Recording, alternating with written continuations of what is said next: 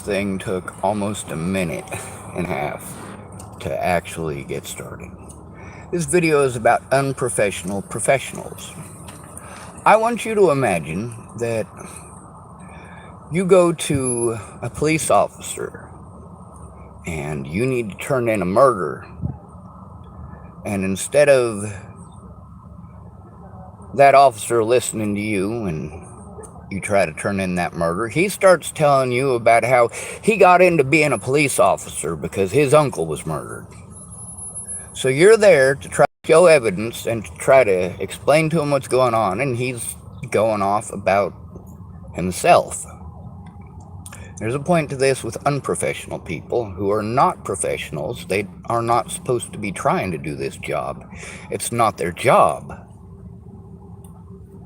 I want you to imagine that you go to a doctor, right? Your appendix is possibly rupturing, and probably is. And you go to the doctor, you're in the emergency room, you finally get to see the doctor, and he's asking you about a scar he's got on his right hand side. You know, it's on his calf, it's on the right hand side, it's from the war that he fought in. He was a veteran. Of course, he wants you to know that he was a veteran. He wants to let you know that he understands the pain that you're going through because he fought in the war and he's been injured too. And he wants you to take a look at his wound and give your opinion of it. You're not the doctor. You're not there to see the doctor so that you can doctor him. Let's say you go to a therapist, right? And you're at the therapist. You're going to tell him about your problems because you're hoping for some solutions. This is a professional, right? And you go to this therapist and you're trying to tell him about your daddy who's been raping you or molesting you or whatever else. It could be anything, all right? It doesn't have to be that example. But then they want to, instead, you're spending, what, $240 of the government's money to be there because you're a poor person, and this is the help that the government is willing to pay for.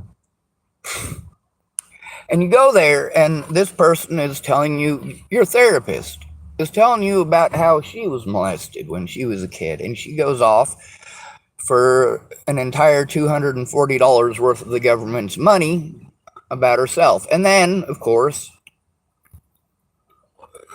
there's a part where you're trying to explain your stuff because that's what you're told you're supposed to go there for. That's why you're told to go there.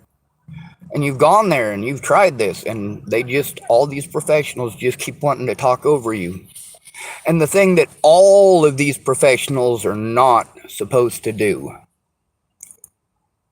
it's not my fault. That right there lets the victim know they don't fucking care. It's not my fault denotes that they're going out of their way to avoid doing their job and pretend like you're blaming them. And a lot of you guys, you say, oh, well, that's not how. It absolutely is. I want you to read a book called The Language of Victims. It's important.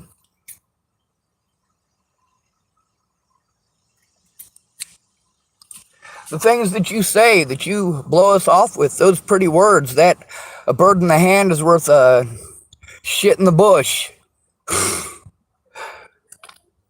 So the situation with Diane Boatman and Dan Fabert. Dan Fabert's not a professional. Diane Boatman's not a professional.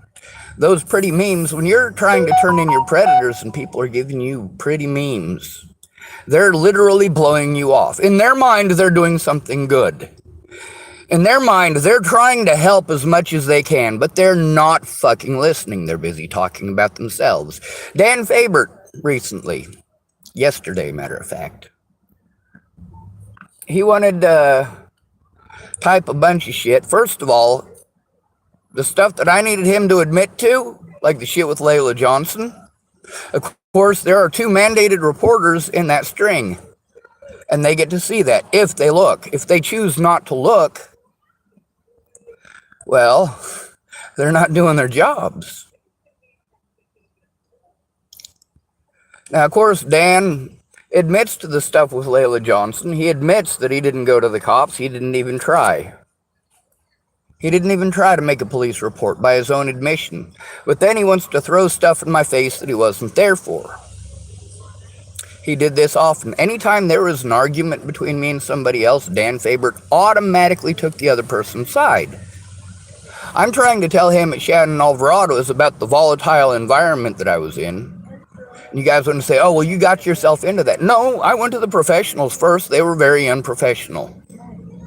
Extremely unprofessional. I needed somebody who was a private civilian who gives a shit about right and wrong and is willing to look into it, to actually look into it and assist me. Now, you go through and you look, and even the people who claimed at the beginning that they were going to help me turn this in, they took their dear sweet fucking time. I needed professionals to do these things. These professionals weren't going to do these things as long as there was no civilian oversight. These civilians were going to continue to tell me it's not their job, it's not their job, it's not their job. And that makes it 10 times harder for anybody who comes on late. You got to fill them in on everything that's going on. And that's going to take a lot of time. And when they're busy telling you about their personal problems and why they don't have time, and then you got to find somebody else. They're literally, like with Marcia Estrada, with Lisa at Region 2, all these people are explaining that they don't have the time to do that. They have too many clients. That's not my fault. Just like with these public pretenders who wouldn't do their jobs because they have an overwhelming caseload. It's not my fault. When you go to somebody about victimization that you're going through, and they want to tell you it's not their fault, I know it's not your fault. I didn't come to you because it's your fault. I'm coming to you because I'm being victimized over things that are not my fault. It's not my fault that fucking phone was busted. It's not my fault that when I had a medical emergency, people wanted to pretend like I was stalking them. It's not my fault that people lied about me. It's not my fault that people harmed me over it. It's not my fault that Dan Faber will believe anything anybody else says about me, or will argue for anyone else but me. Now let's talk about the Diane Boatman situation. She made a big, long, fancy string, and she thought it was the nicest thing in the world.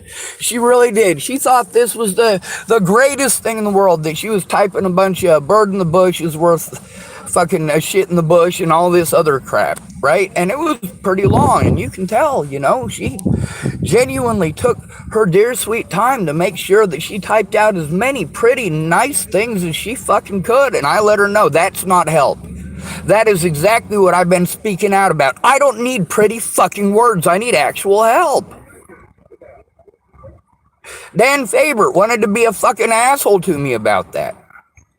You know what? I didn't treat Diane like she was a fucking piece of shit.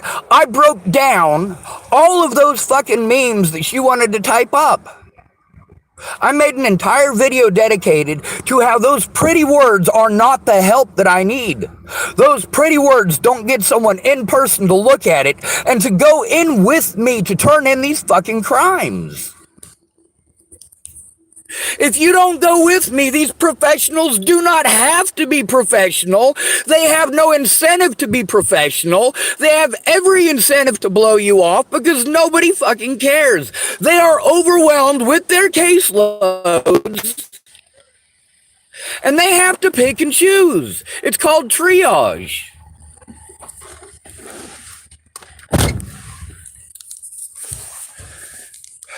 God damn it, it's frozen up again.